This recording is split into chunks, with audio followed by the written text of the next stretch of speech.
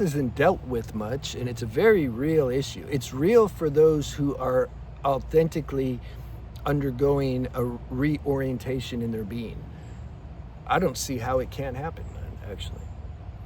The life force inside you is starting to get so, it wakes up. We don't know how much life force is hiding in us. Remember somewhere in the autobiography of a yogi, sometimes people ask me for recommendations on books. And I tell them, I have books, and Paramahansa Yogananda has some really good books. I liked his book when it comes to Christianity. Man, he really shed some light on that. He had a very strong personal relationship with Christ, and he wrote a book, The Second Coming of Christ, and really breaks it down, like what the Bible's really trying to say. Anyway, that's a side note. But when this life force, he says somewhere in the autobiography of a yogi that we have enough current in 1 gram of flesh to light up the city of Chicago. That's what he said. But we don't know. Average person does not know how much life force is hiding inside this little body. So when that current starts to wake up, man, it can be unsettling. Your nervous system's spasming, your psyche is getting overloaded, like you can't sleep. There's just too much current. There's a lot of current flowing through. And it can happen just out of the blue, spontaneous. You can just wake up and all of a sudden like, whoa, what's going on? This is the thing. God's evolution is very spontaneous. You can't. The mind wants to trace everything back and logically deduce why this and why that, and it just don't work. Sometimes you can like understand something, but like for the most part, the real deal stuff, there's no explanation that the mind can understand. It's just, this is the moment. This is what you got to do. Don't fight it. Somehow be okay with it. Work with it. Ground yourself. You got to ground yourself. That's the thing. This is what I try to tell people. How do I ground myself? Well, you got to work that out. You can use foods, heavier, fatty foods to ground yourself. You can go jump in a lake or a river or go in the ocean, get in that cold water, let that ground you. Just go do some like low-level things, some modern society. Go watch, sit in a movie theater. Go talk to somebody. Go have some human bot conversation, something just to ground. You gotta just work this out. It's a temporary stage. It doesn't last forever, but it can be intense when it's happening. I know. And then you add some plant medicine on top of that, then people can really get in trouble because it like exaggerates things too much. That's why I don't like that 5-MAO stuff. You know, I like things that are just more chill, more natural. For those of you whose nervous system's already sensitive, yeah, you don't want to be jolted. You don't want to like take a prodding iron and jolt your nervous system. You want things to be more relaxed and balanced. You want more earth element. To use Ayurvedic terminology, kapha. You want more kapha if you're too much vata. Vata meaning too much air and ether. Talk about that in my upcoming book. I like Ayurveda. It really breaks things down. The other thing is, don't identify with this spiritual, you can call it spiritual ego. That's the other trap that the mind does. You start taking personal this experience and this power. And your mind can tell you many things. Wow, I'm the next Messiah, or I'm so great, I've been touched by God, all this. No, you're not. You have to understand, you're not this power. You're the vessel in which this power is emanating through. This is how you stay humble. Don't take things so personal. And also, when you're having trouble and there's pain and there's suffering and there's confusion and stagnation, don't take that personal either. That's also not you. That's just the play of energy. Everything's the play of energy. I think Osho said once that enlightenment is just a chemistry experience. The pineal gland, all these high-level glands that nobody knows nothing about, the release of certain chemistry in those glands, once they hit the body, can give all kinds of euphoric states. We have the highest drugs inside our body, higher than any of these external drugs. But then you see, is this still popular? Like how to wake up your pineal gland. I would see commercials on the YouTube. before you the video plays. Here, this is how to activate your pineal gland. They have all the movie magic trying to lure you in. I'm like, oh man. Everyone's wanting to put the cart before the horse, as if you can just go get this, gonna go get this awakening, enlightenment. Buy it, or learn the cheat code or the technique to get it. Never work. Never ever work. Can't do it like that. But the mind's so desperate and greedy and needy, and it thinks it's arrogant, you know? Yeah, things don't work like that. God works it out. When it's time to have some kind of pineal gland activation or kundalini activation, one guy was using that as an excuse. He didn't want to stop beating off, because he said, if I start preserving my energy, I heard you can have a kundalini awakening, and he says, I'm not ready for that. I'm like, bro, no, it won't happen. If God destines it to happen, it's going to happen whether you stop beating off or not. So don't worry about it. Sometimes people get into too much. See, that's the karmic price we have to pay. Like, if you get into too much kundalini yoga and you start becoming obsessed about it, and certain breathing exercises and breath of fire, and you keep doing that over and over again, yeah, you can prematurely cause a release of chemistry in you that, like, you shouldn't have done. Then the cost you got to pay now is dealing with the consequences, because your body's not yet, it's not conducive for that current. You like forced it. But this is how we learn. Everything's a learning experience in the end. I say there's no mistakes. Every mistake is knowledge in there. More mistakes you make, the better. I've made more than I don't even, this whole life's a mistake, actually. It's a divine mistake. It's cool. I like mistakes. They're fun. I don't want to be a goody-goody. I remember Notorious Big, the rapper. He made that song. He says, I don't want to go to heaven with the goody-goodies. I want to go to hell and shoot dice and tote guns. He was just breaking this dogmatic conditioning that people have around, like, everything. Concepts. People live in concepts for the most part. There's no actual authentic realization. So what were we talking about? Like, oh, don't give this experience to the ego. Don't take it personal. If this experience arose naturally and organically, well, the direction and the counsel, the inner counsel you'll get how to manage that's going to unfold. May not be comfortable, but, like, this life isn't comfortable. You have to accept that too. Don't be so scared of pain, and I got to just always run away from the pain. The pain, going through the pain is when you get to the real, this is how the alchemy happens. You don't need to go look for pain and be a masochist, or a sadomasochist, but I'm going to help you get to your awakening. Let me punish you. Yeah, you just let life do what it does. But there's going to be some pain involved. The instinctual drive to try to escape pain and to try to fix ourselves. Remember that video I made? Don't worry so much about trying to fix yourself. That drive is so strong in people that it just messes things up. More times than not, it's not about trying to fix yourself. It's about letting the process happen and being with what's going on.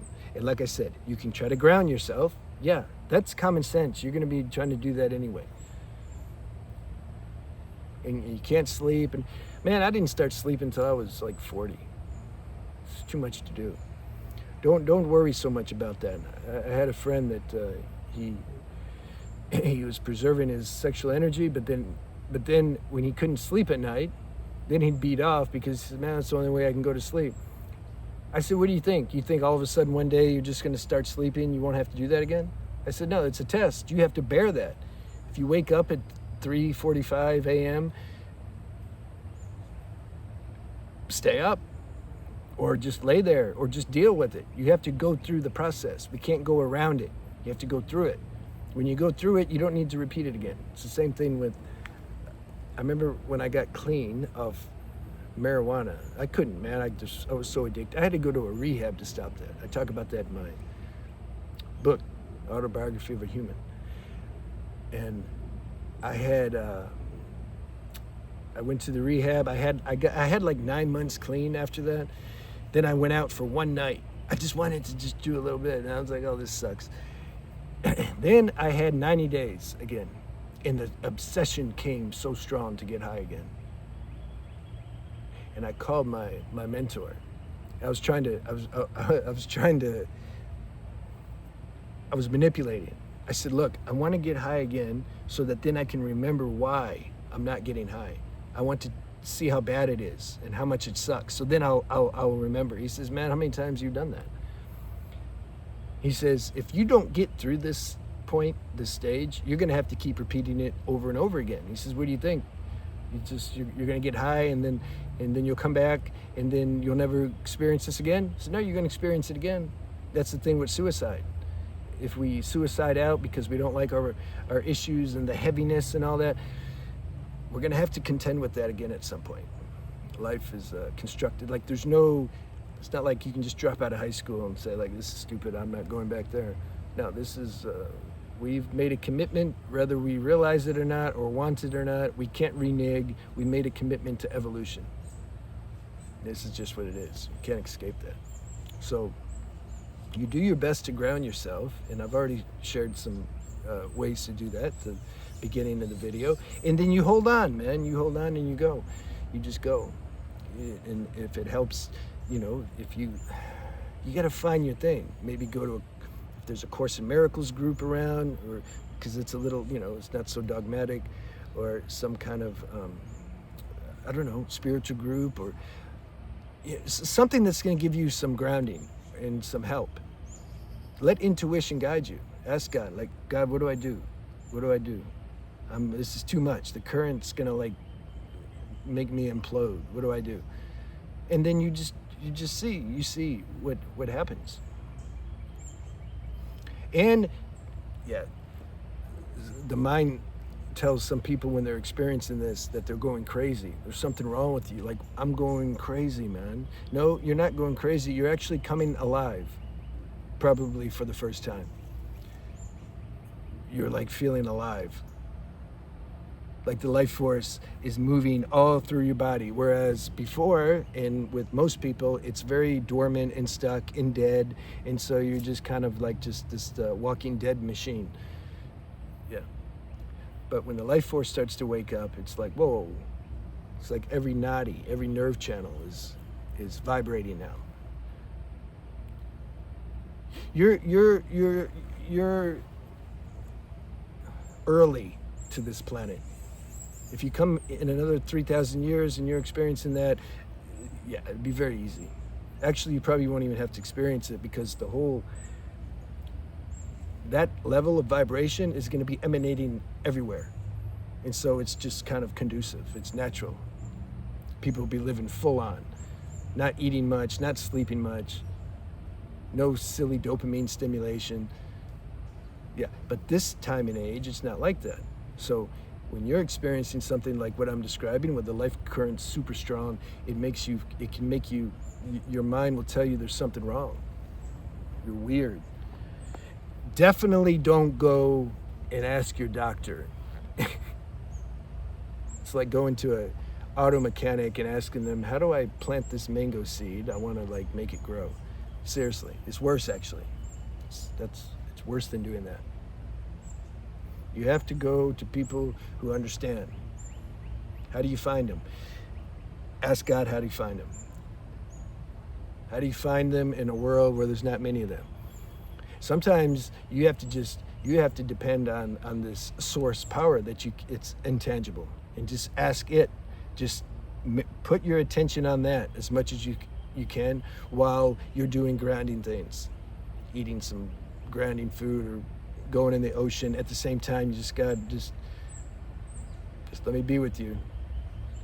I know you're with me, during this, and you're with me right now, and I know this isn't going to last forever. This is going to pass, but right now in the moment, it feels very intense. This 3D virtual world I'm in, man, it really makes things feel super intense, and I'm trying to just take the edge off. Can you help me, show me, guide me how to do that?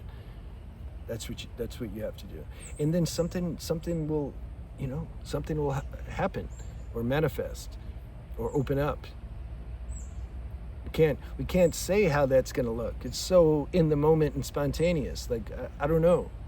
It doesn't matter. That's the form that the help takes. I'm not interested in the form that the help takes. I'm interested in sharing about just staying tuned, inwardly tuned, and not letting the mind like take you drag you all over. Oh my God, all that. If you're getting like that, call somebody. They don't have to be a guru, but just somebody who's just not going to judge you and who can just, it can help. You just talk to somebody, just hearing another human voice and something can kind of, or you go talk to a stranger on the street. I remember this was years ago. I've only watched a few TV shows in my life that I really liked. This was the first one. This was La Femme Nikita. I don't know if some of you remember them. It's the same writers that ended up writing 24, like a decade later, or less. I like that stuff. But man, they ended, and they knew how to just reach in you and just tear you up, man. They'll have you care about the actors, and then they'll like act like they're gonna kill him. You're like, oh no, and then they'll escape from the death, and you're like, oh good, and then they'll kill him. I remember they had their last episode. It was shortly after the 9/11 incident, and people were writing into the studio tripping. They're like, how can you do that? Haven't we already had enough from 9/11? Like, how can you do that? Like, they were seriously screwed up. And I was also like, damn, really? I was like 20 or something in LA, and I was walking down the street, and I seen one of a buddy. We just see each other sometimes going outside. He was a brother. I said, man, I got to tell you what happened on this TV show. It's crazy. Man, he doesn't even know what I'm talking about. I don't care. I just needed to share it with somebody. So sometimes you have to do that, and that's therapeutic. There you go. Go to a priest if you have to and share. You do whatever you got to do to survive. All right? Because at that point, when it's too much, you're in survival mode. So you take care of yourself. Don't take tranquilizers if you can help it. All right, I'll see you. Do some tobacco.